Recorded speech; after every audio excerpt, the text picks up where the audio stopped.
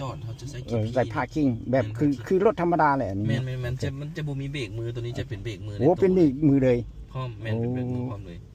กรณีเขาสิไปเขาก็พักมา โอเค เขาเหยียบเบรกเขาแล้วพักมาเลย โอเค เขาเบิ้งอยู่นี่ก็ได้หรือเขาจะเบิ้งอยู่นี่ก็ได้ โอเคโอ้มันมีโซ่ยานพร้อมเนาะ โดยที่น้ำมันก็เงียบแบบนี้เลย โอ้น้ำมันก็เงียบคือกัน แม่น้ำมันก็เงียบคือกันบ่ได้ยินเท่าเสียงเลยนะ อ่า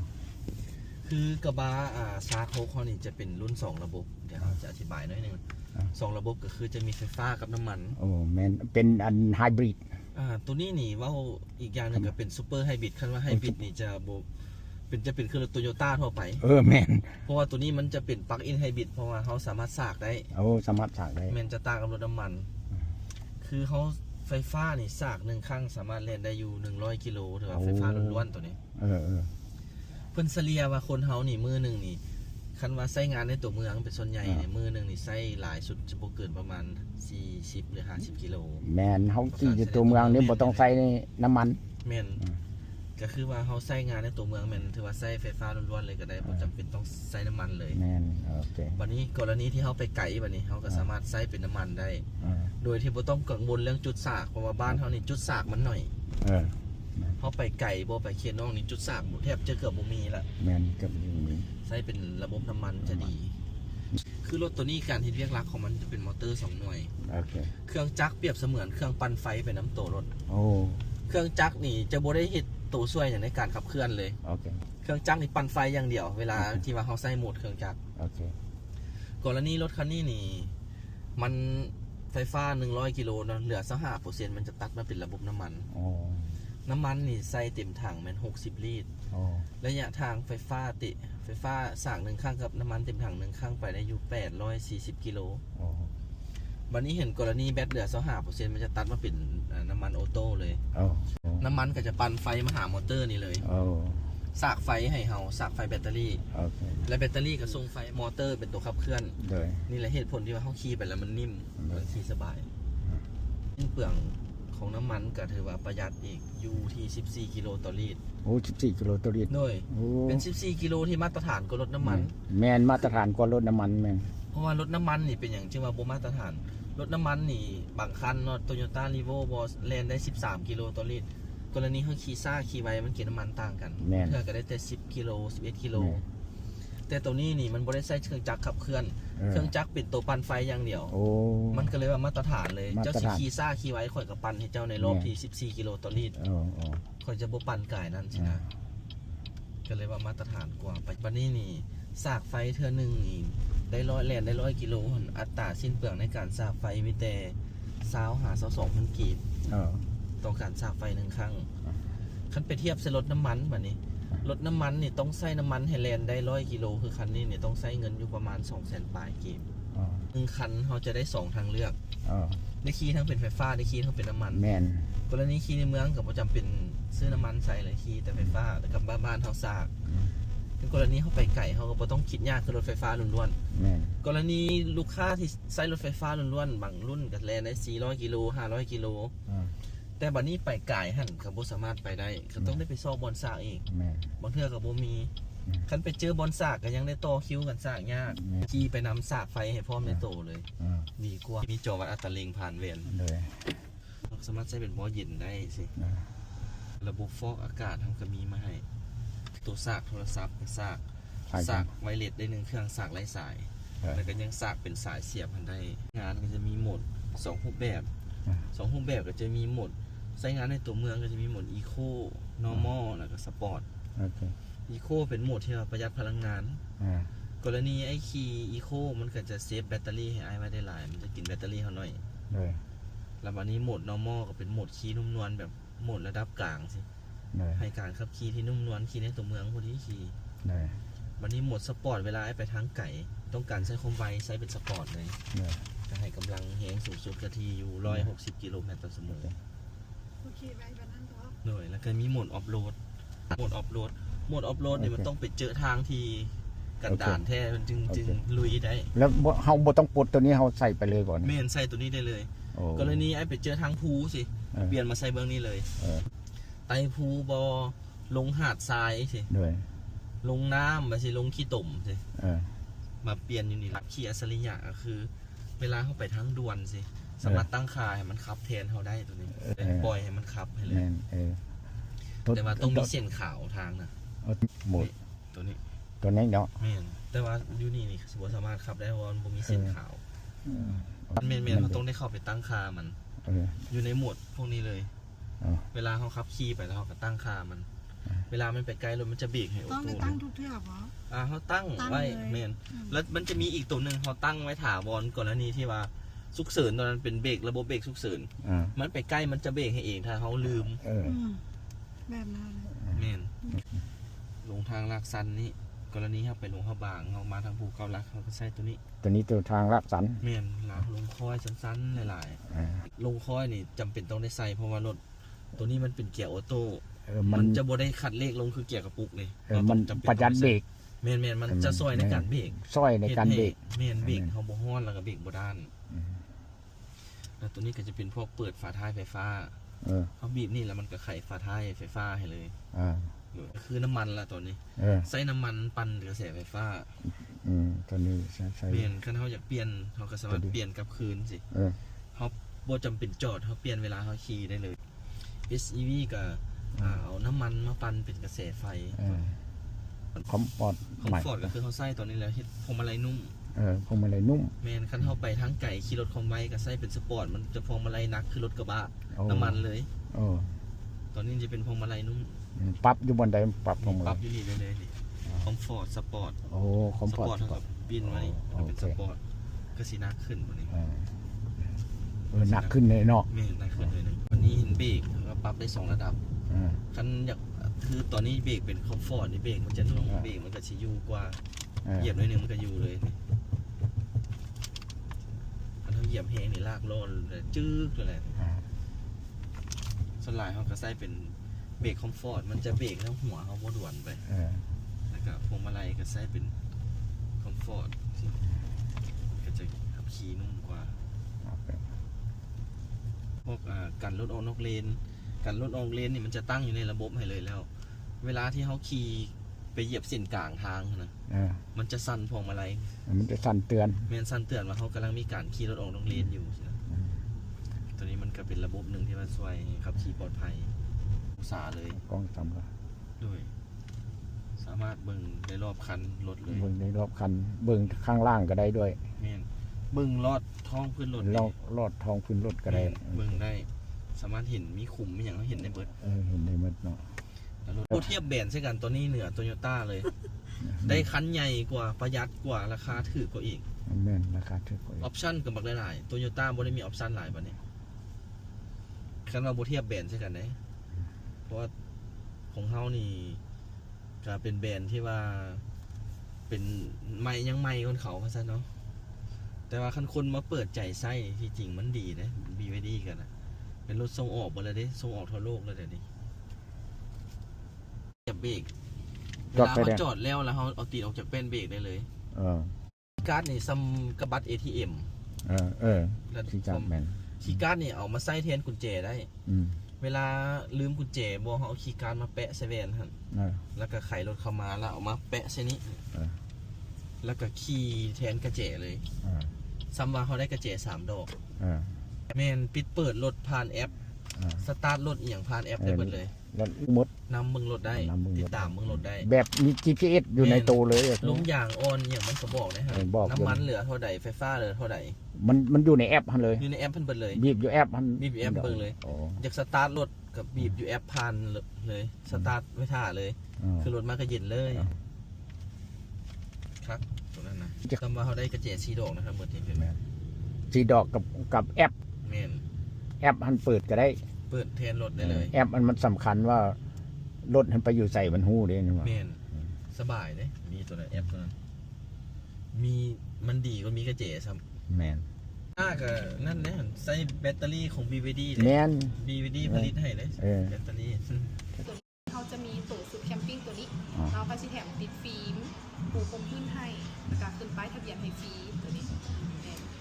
ก็จะมีพวกตู้สากบ้านเขาก็ซื้อให้แต่ว่าการติดตั้งสากลูกค้าจะได้จ่ายเองแล้วก็จะมีใส่สากลูกค้าอันนี้เราจะแถมให้ว่าสากเท่ากับสาก ได้ตามไฟตามอันไฟฟ้าทั่วไปจะเป็นสายแบบประมาณแบบนี้แหละมันจะเป็นนั้นไส้ก็เสียบสามดาวใช่แบบนั้นตัวนี้กันถ้าฉันมาไปไทยไม่ได้ไม่เห็นโปรนั่นคันว่าไปไทยลูกค้าสามารถสั่งซื้อหัวอะแดปเตอร์ได้หรือว่าลูกค้าแบบไส้เป็นไส้สักลูกค้าอะไรไส้สักลูกค้านี่ค่อนข้างที่จะนานติดแต่ถามว่าไส้เป็นหัวอะแดปเตอร์มันจะติดไว้เพราะมันจะติดกับตู้สักตู้สักบ้านหันจะใช้เวลาอยู่3 ชั่วโมงฝ่ายติดครั้งหนึ่งถ้าว่าใส่สักลูกค้ากับปิดมือจะติดก็บอกเรื่องของเงินแล้วก็ตัวนี้จะเป็นรุ่นลดที่ว่าลูกค้านั้นนะคะตัวนี้เป็นราคา44,800สรุปอยู่ที่ 1,000 เหรียญแต่ยังอยู่ 43,800แล้วลูกค้ามาจับอยู่400 เหรียญน้ำให้เป็นตู้สถานีจะบุให้สร้างเต็มร้อยเพราะว่ามันจะเป็นไฟแห้งเพราะว่าตัวนี้มันสร้างได้ทั้งไฟบ้านและกับไฟตู้สถานีถ้าว่าสร้างไฟตู้สถานีกับสร้างฮอตได้ 80% แล้วให้ตัดให้ดูไม่เห็นเลย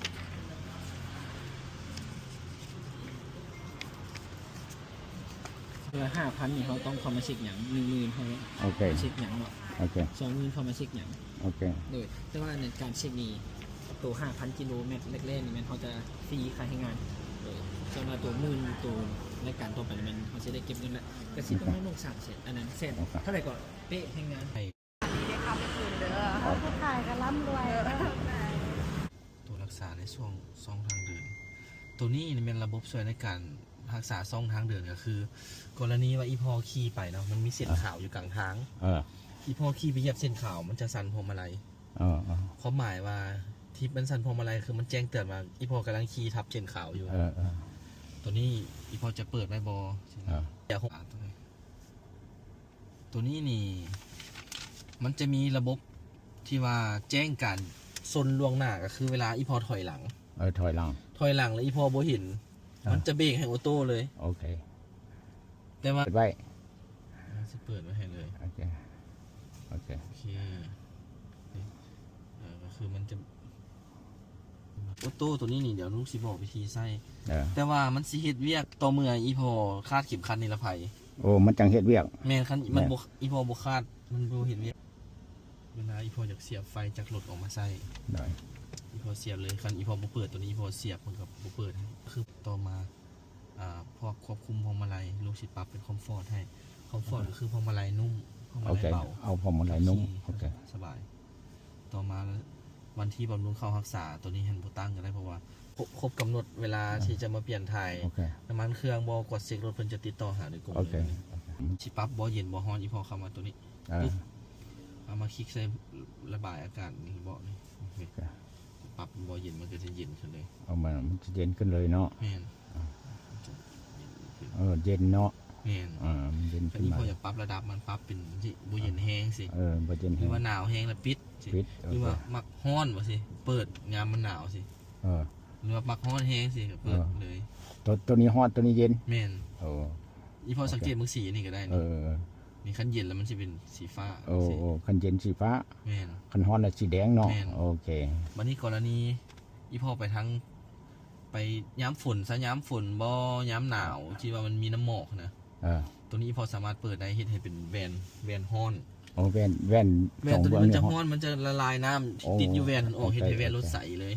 แต่ว่าคันบ่มีน้ำฝนบ่มีน้ำหมอกอีพอบ่เปิดออกไปบ่เปิดมันไว้เพราะว่ามันจะเฮ็ดแวนมันจะฮ้อนแวนต่อมากับระบบฟอกอากาศนี่ฟอกอากาศมันเฮาเปิดไว้ให้เลยละเปิดไว้ให้เลยเปิดฟอกอากาศไว้ให้เลยตัวนี้พอจะได้อากาศสดเลยมาที่องศาพอกับปั๊บอยู่นี่ปรับค่อยปรับตัวเองโอเคแค่จะให้มันลงมาหาขาลงตีนเขาเอามาตัวนี้โอเควันนี้อุณหภูมิพออยากปรับพอกับปั๊บอยู่นี่หรือว่าพอบ่อยากปรับอยู่นี่พอเฮงสิเลยอุณหภูมิมันพอ3 นิ้วลากคือลูกเห็นโอ้3 นิ้วลากเลยโอเคสิเลยแล้วพัดลมมันพอกับลากสิเลยโอเคพัดลมก็ลากปล่อยสิโอเคสบายเลยง่ายกว่าวันนี้พวกคำสั่งเสียงคำสั่งเสียงมันจะมีจีนกับอังกฤษทักษะในการใช้คำสั่งเสียงมันจะบอกเลยเหมือนคันที่พออยากใช้สามารถว่าต่ำนี่ได้ สมมุติว่ากรณีเขาอยากเว้าเนาะ Hi BYD ลืมอัดแวนรถเวลาลงรถนะแวนตัวนี้นะแล้วฝนตกลงมานะมันจะอัดให้อัตโนมัติเลยมันจะอัดเลยเดี๋ยวลูกสิเปิดให้